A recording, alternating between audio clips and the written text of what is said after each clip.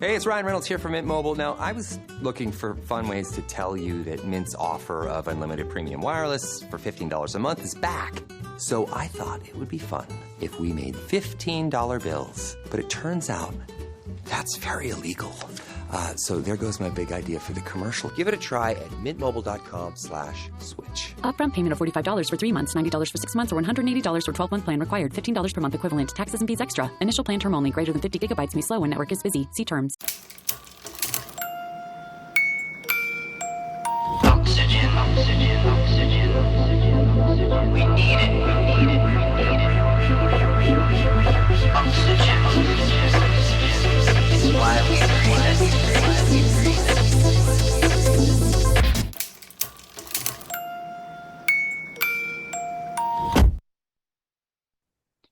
Hey everyone, welcome back to another episode of Small Business Stories. By now, oh my goodness, you know the voice, Dr. LL, Laurel and Mears. And every week, I know you're just hanging on bated breath wondering, who's the fabulous guest today? Well, today we've got John Abrams. He has a storied career building South Mountain Company, South Mountain Co. specifically, keeping it short. And now he's focused on Abrams and Angel, which is all about bringing new services and ideology and approaches to entrepreneurs who are coming up the path and going, what do I do? How do I get that longevity in my company? How do I get my employees to stick around? Do I consider employee-based ownership? What models do I use? This is all of John's stick. John, welcome to the show. It's so nice to be here, Laurel, and thanks for having me. Well, I want to make sure I got all of that right because it's hard to encapsulate Got it the all body of right. work that you've got in just, 30 seconds. You got it all. Okay, excellent. So we're going to dig in first, and I always like to tell where folks are from. So you're coming live from Martha's Vineyard, which, as you've shared, is not so warm right now either. Nope, the East Coast is getting slammed, and it's kind of nice to have a real winter again. Yeah, well, there you go. The funny thing is, we had the snow here in northern Jersey a couple of days before Christmas, and then it all disappeared for Christmas, and then it hasn't left since New Year's. So there you go. Right? That's how it Yeah. goes. Yeah. Same. All right. So let's get into some things first. I believe that it doesn't make a lot of sense to spend a lot of time digging really deep into your history because you've got tremendous learnings there, but it's all about taking what you've done there and learning and moving it forward right now in your new venture. But I do want to honor it and talk about some of the things that you gained. So in running South Mountain Company, South Mountain Co., you really focused on the message and the value of keeping that longevity of the company and having the employees there through employee-based ownership. And this isn't a model that most of my guests, in fact, in 300 guests, I can't think of a guest that's talked about this. So I really want to dig in and have our listeners understand, what does that mean? What does it do? How do you do it? Can anyone do it? Well, what you just said, Laurelyn, is exactly why I wrote my book, From Founder to Future. There are 3 million small businesses today with founders who are over 55, and something is going to happen to every one of those businesses in the next 15 years. Trillions of dollars is going to change hands some way. And of course, some of those will be passed down within families, and many will be bought by private equity. And if they do, there's no telling what happens to that business. The chances are it's going to be taken out of its community. It's going to be reoriented. It's going to be carved up and sold for parts. And I can't tell you how many people I know who have sold their company to private equity and they end up with miserable. I call it the fat wallets and broken hearts syndrome. Ah, But the thing is that many of them will not find a buyer and they will close their doors, taking jobs away and leaving gaps on Main Street. And the people who small business people talk to and listen to, attorneys and accountants and business brokers and financial planners, most of these people have no idea about the employee ownership options that are open. And so many founders would love to preserve the mission of their company, would love to share with the people who have built the company with them, but they don't know about these options. So it's really an educational process of getting the information out so that people know, oh my God, this is another option. I'm so glad you're putting it on the table because from some of the statistics that I've read, this whole idea of creating a company, my kids will take it over. Kids are really pushing back. Now, in a lot of cases, I've even just had some other guests on recently. They've owned farms or other operations, well services, digging, things like this. And the children have come along and enabled the company, taken it to next level through technology, largely through AI. But in most cases, the children are saying, I do not want to run your business. I don't want to even be a part of it. I don't even want to do summer internships. So I these don't I don't businesses, want to live I don't want right? to live a I don't want to live a life like I just witnessed you living. Exactly. And so, how are you getting that word out to let people know that there is another option, this whole employee-based ownership option? Well, I'm a great believer in I mean, I came to it by chance. I came to business by chance. I had no interest in being in business, but I loved making things and I loved making houses. And all of a sudden, I looked around and I was in business. And at a certain point, a mentor of mine, 20 years older, who loved our work and followed our work, came and he looked at a house with me and he said, my God, the work is beautiful. Are you making any money? And I kind of chuckled and said, we seem to lose money on every job we do. And he said, well, Abrams, you have a unique idea here, subsidized housing for the rich. And it was like a dagger to my heart. But that was what inspired me to learn about business, to learn about how to do it, how to make a profit, how to subsidize houses for those who need it, and how to make business a force for good. And that became a lifelong pursuit. Now, if we look back across your career, and you've been bold about it, and for those of you that don't have the visual experience, you wouldn't guess that our guest has as much experience as he claims to have, right? All those decades. And that said, though, how have you been able to stay so consistent? I mean, talk to us a little bit about how you've seen leadership structures, things scale and change over the decades that you've been in business. Well, it was really interesting how it all happened. Um, Two close friends of mine who were in the business from the start, employees, about 12 years in, they came to me and said, we've been talking to each other and we don't want to take the usual path. We don't want to start our own businesses. We want to stay here for our careers, but we need more of a stake. And at that point, I could have made them partners, but I thought, well, if we do our job well, this will happen over and over again. And could we imagine a structure that would welcome owners in over time? And fortunately, we did not have to imagine because we stumbled on the worker cooperative at that time in 1986. There were about a dozen in the U.S. Today there are 1,300, and so it was a very obscure idea, and but it struck a chord with me, this idea of sharing ownership with the people that are helping you build the business. And it was scary. Um, what happens if this thing that I built that I love becomes something that I don't love anymore once I've shared decision-making power and ownership? But nothing like that happened, quite the opposite. In fact, I think of it as a hinge point in the history of the company, coming to this new arrangement and seeing it evolve has it's just made me passionate about employee ownership. And now I want other people to know about it and know about the beauties and the amazing commitment that you get when people own things. I mean, who was it that said one time, in the history of humankind, nobody ever washed a rented car, right? Ownership makes a difference. So you had said a lot of the employees approached you and said, this is what we want.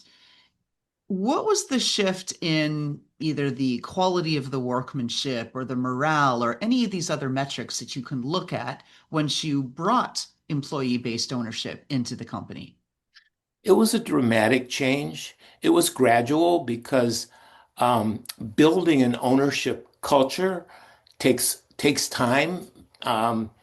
People are not necessarily immediately owners, even if they are on paper. It's learned behavior, and but over time, what happened is that people just stayed for their careers. When I left South Mountain in 2022 and passed it on to second generation leadership, in the period before that, in the 5 years before that, half a dozen people retired, and they had been there for an average of 30 years. So the retention is extraordinary once people are owners. I believe South Mountain's also a B Corp, correct? Yes, So, since the okay, beginning of B Corps, yeah.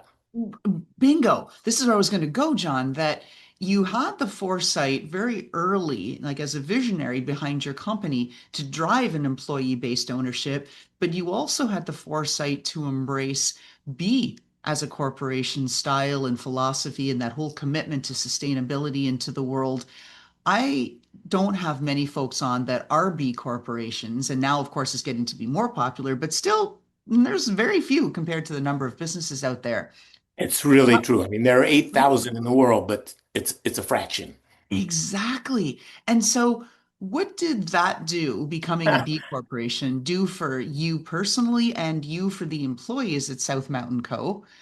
to change your Well, trajectory, right? it's really interesting. The three founders of B Lab, which is the certifying organization, um, came to me in 2010, I think, or 2008, when they started and said, "We hope you'll certify." And we took a look at this and we went, "Well, we're a completely local company, um, and it's not going to do anything for our brand. We don't really have a brand or need a brand." And and then secondly, well, we already do all this stuff. But we wanted to support this movement, and so we did go through the process of certifying. And what we found out is that we were so wrong. We didn't do all this stuff. We had so much to learn from this process. So I highly recommend it. It can be a little grueling, but there's so much to learn from becoming a B Corp. All right. Now, you've lived through like what a lot of founders quietly fear, right? Ooh, letting go without losing the soul of the company. So, what was the most uncomfortable moment you had in that ownership transition? So there were two major transitions. One was the ownership transition in 1987, and we were very small and very familial, and that was just kind of smooth, and we didn't make the transition fully. I still led that company for many, many years after that. But the next transition, the leadership transition, when I retired from the company and passed full leadership on to really a team of five led by a woman named Deirdre Bohan, who I think of as the first among equals CEO, but she is very much the CEO. That process was took years of intentional planning and capacity building, building leadership capacity within the company.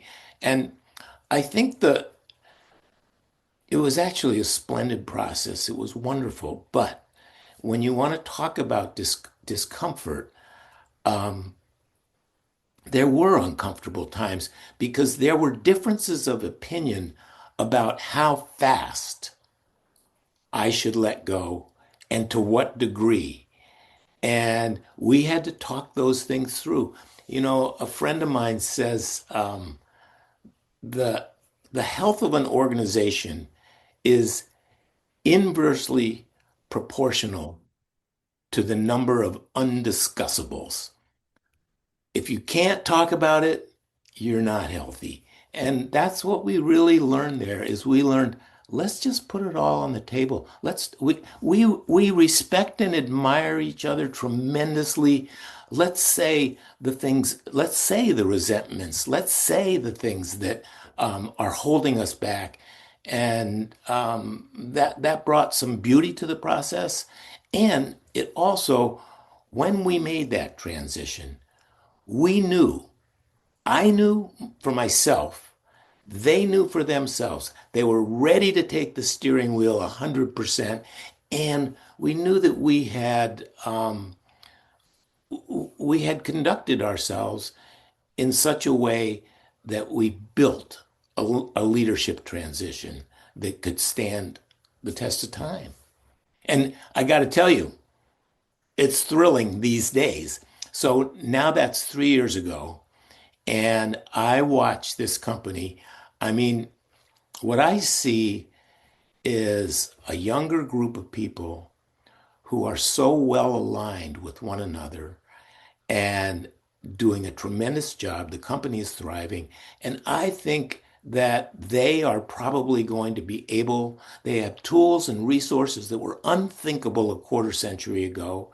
And I think they will take this company to places that my casual style of leadership never could have.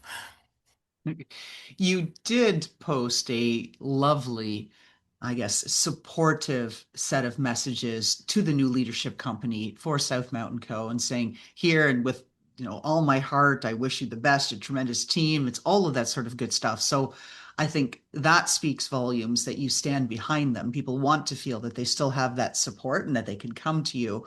But I'm curious, what did all of this teach you about trust that you couldn't have learned if you didn't transfer out? That's a great question, Laurel. And I think that uh, I am by nature a trusting person, but there's a limit to that. And and I think what I really learned is that if there are places where you do not feel comfortable with somebody's level of commitment or level of productivity, um, they want to talk about it too. So you build trust by confiding in people. Um, I'll tell you, actually, there was a moment in my career, and it was after the crash of 2008, Mm. and we got hit hard, a cascade of postponements, and and we really had to hunker down and work together to basically rebuild this company. And what I learned then was that I always thought that my job was to be the leader and protect others from stress. And that was so wrong. My job, I learned embarrassingly late in my career, was to bring them to the table, to engage them fully so that we could take advantage of everybody's hearts and minds. So, um, yeah, placing faith in others is huge. Yeah, it's a big thing. Let's move on to where you are. So I think that's a tremendous foundation, pardon the pun, right? But as a house builder, that you didn't just practice employee ownership, right? You became an advocate for it. And you went out so as far as to go to write your book From Founder to Future and form the organization that you're in now, Abrams and Angel. So when did you get that, I've got to get this out. This isn't just a business model. I've got to evangelize this. Like, where did that come from? So that's a story. Um, Good. We want stories here. This is what the you show's about. know, we we grappled with growth. So we had lots of opportunity to grow as a company. And early on, we decided we want to grow, but only gradually, only intentionally, only to serve purposes, not grow in response to demand. And the way that we decided, we had people asking us to design and build all over the place and to franchise. And we said, we're staying local, right in this little place. But what we can do is spread information about what we're doing to people that are thirsty for it. So we were always reaching out that way.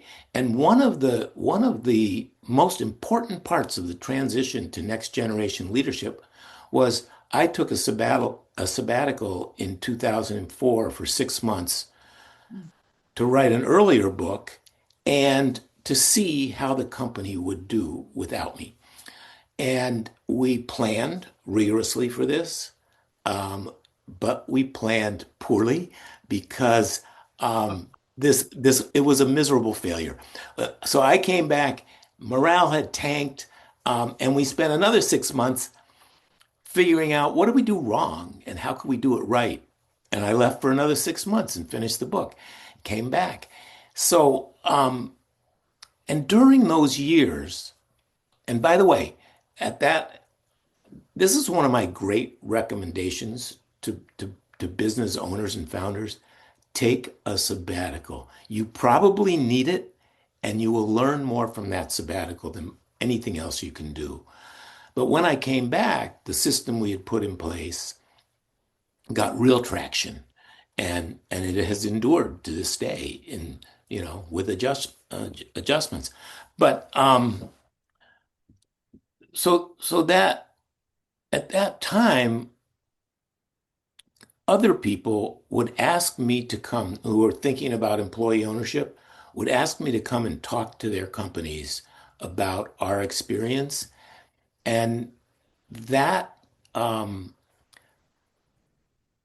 that just fueled my passion for employee ownership. And so I decided when I retire, I will write this book to spread this message widely, and I will help other companies convert specifically to worker co-ops. And that's what I do now as Abrams and Angel. Okay. And now with your book, so for those that haven't read it, first of all, where can they find it? And second of all, what do you want them to get out of it? Where are they going to gain? If they read this book, Okay. Yeah. what's going to happen? So the book is From Founder to Future, a business roadmap to impact, longevity, and employee ownership. And you can buy it at a discount on my website at abramsangel.com, or you can buy it from Bookshop, from Amazon, from all the regular places. And I'm actually just starting to work on a second edition of this book, an expanded. It won't come out until 2028. But I feel like the feedback I'm getting is that people read this and the hope is the book is full of stories of exemplary companies, and it's also full of information about how you make these transitions. And the hope is that as you read one of these companies and one of these methods of employee ownership, because there are a number of them, is going to strike a chord, and you're going to go, oh my God, that sounds like me. That sounds like us. That sounds like the business we want to be. And there you go. So that's the impact I hope for. And that's the feedback I get, is that different people find different parts of the book really touch their heart and their mind. And that is the key. You've brought that up twice. I talk about that a lot, even in my trainings and that I do in adaptive leadership. If you don't connect with hearts and minds, you're not going to have anybody standing behind you. There will be no followers. You are not leading, right? So true. Right? Yeah. Because it is that connection. And that's part of, I think, plus we have fabulous guests. I think part of the success so far of small business stories is that there is that heart and mind connection. People are real, no nonsense, no filters, no crap. This is how it is. This is what happened. And people tell the real truth. They Well, talk about I think you probably get people to tell the truth because you are so straightforward. And yeah, you got it. now on that truth. So you've written now a couple of books. I have a number of guests who are in similar position as you in that, they really want to write, they feel compelled, but they've never really seen themselves as a writer and they just can't get out of their own way and out of their own heads to move forward. Let's talk about that part first. Then I've got a second part to the question. Okay. Well, I've always been a writer, so it came naturally to me, but I have certainly talked to a lot of people about this process. And, writing a book these days with everybody's limited attention span, people don't. My publisher said to me at the very beginning, he said, I'm going to tell you the 10 awful truths of publishing a book in this era. And I'm going to tell you the two corollaries. And the first corollary is nobody's going to read your book. And they want the message, but they don't want to read. And obviously, some people will get pulled in, but you never know what 5 or 10 pages they're going to read. So it's all got to be great.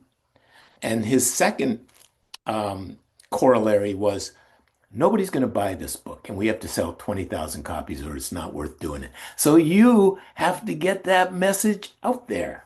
And it's a process. And for me, it's really fun. Um, some people, some people get a writer to help them express themselves and in a way that feels like it's really how they want to say it. But book publishing it's particularly valuable. I mean, I'm 76 years old. I am not trying to build a business. It's the last thing in the world I want to do. I want to just do the particular work that I can handle myself. But when people are building a consulting business or a service business, having a book that really explains how you think and who you are and what you offer is valuable. As a writer to another writer, I'm curious, what do you think of ChatGPT running literally interference and all that and saying, I'll write the book for you? So I love AI. Um, like any technology, I totally dread it because it's going to have lots of like automobiles, people die, um, but it's so valuable. I probably ask a question to Chat GPT or Claude or Perplexity 3 or 4 times a day. But for me, that's what the beauty is that you can get such in-depth information. And I like to take 2 or 3 of them and compare what they say and then cobble together what I think is really the right information. But I've never tried having them write. Um, that just seems like it's kind of off the table for me. But I'll have to try it sometime. But you also said the key phrase there that you apply your own critical thinking on whatever different systems. You've got to. Right? Yeah. You didn't just, the problem that I'm seeing is that everybody is becoming wholly reliant on their favorite generative AI tool, and whatever it barfs up becomes Yeah. what they, no critical thinking layer. And I think Yeah. that's the problem that we're seeing. Yeah. That's a serious problem. Yeah. But It's, AI is not the beginning of that. Google, Facebook, social media, all of that it has led up to this particular moment. And it's important that we keep our own independent sense of what is right and what is true. Yes. So the other part of this question is that many people have lived experience and now they're writing their books and they're moving forward. How do you get all of the systems that are searching us and the message out there that you're not a this anymore, you're a that? And especially you might have the opportunity, given your age, which you shared proudly, I might add, at 76, that are you creating part of your legacy where it's never too late? Well, I I think so. I think so. Um, it feels to me like the the luxury and grace of having time in my life where I can communicate and share with others and, maybe have some modest impact on their lives and what they do, that just feels like a gift. I think that says it all. I don't think we have anything else to get into. John, where can people find you and get more of these terrific insights and learn from Uh, you? abramsangel.com, and angel has two L's. That's the place to find me. Okay, last question. This is our signature question.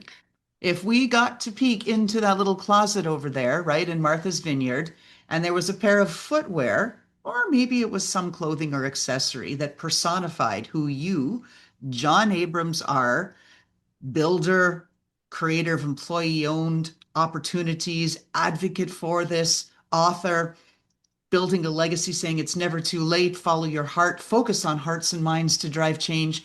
What are we looking at?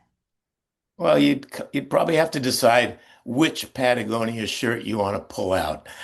That's about it. So you are Mr. Patagonia. I've been devoted to Patagonia since they that company started about when our company started. And what they have done is just absolutely extraordinary. It is, and all that they stand for and All everything. that they stand for. And talk Yeah. about exemplary B Corps, right? And Right. There. and I actually would make a recommendation. I just read a book called Dirtbag Billionaire by David Gellis. It is the story of Yvon Chouinard and Patagonia, and it's an extraordinary book. I'll have to look that. The challenge is every guest has a book recommendation, and my list long, It's too getting long. longer and longer. But I'm running behind. All right. With that, that's a wrap. Thank you so much, John Abrams, co-founder of Abrams and Angel, 2ls.com. Thank you for being on the show. Laurelyn, thank you. That was a great conversation. I really appreciate what you do. And how about that fantastic intro by Touch Circle?